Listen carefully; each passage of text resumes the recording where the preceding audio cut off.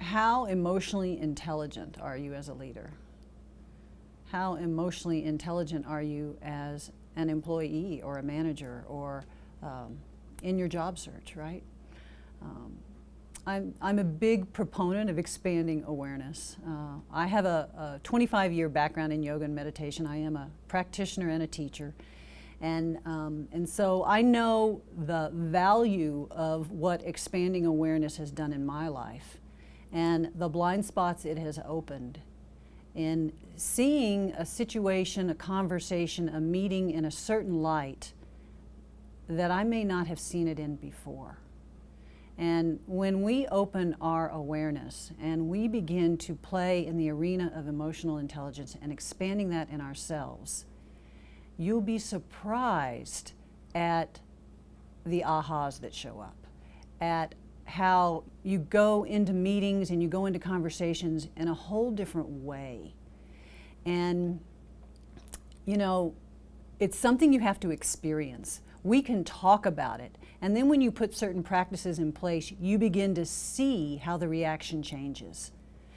When you have expanded awareness, it's much easier to be in a state of curiosity. It's much easier to not be on the defensive. It's much easier to not take things personally. But a good leader holds a neutral pole, right?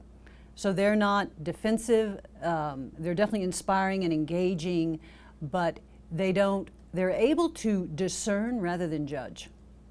And when you open your awareness, you begin to open this aspect of self that is in the neutral zone. And the neutral zone is where we get insight to the toughest problems quickly. We see things other people don't see. We are able to catch things before they fall through the cracks. It's like the door just opens.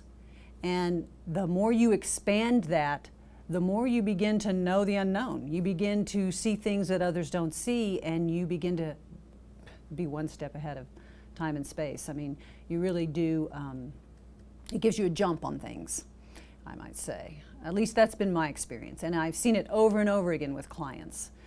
How many times do we go into a conversation not even knowing we're in defensive mode, and yet how could you deliver it differently if you were in neutral mode?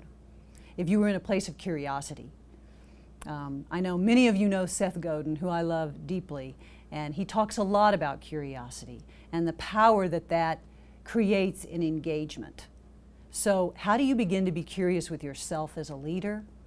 No matter what area of your life you're in, whatever stage of transition you're in, how do you begin to be curious with yourself? How do you begin to be curious with the teams and the colleagues in your life, with the board members, with your children, with your partner? It can shift your whole paradigm.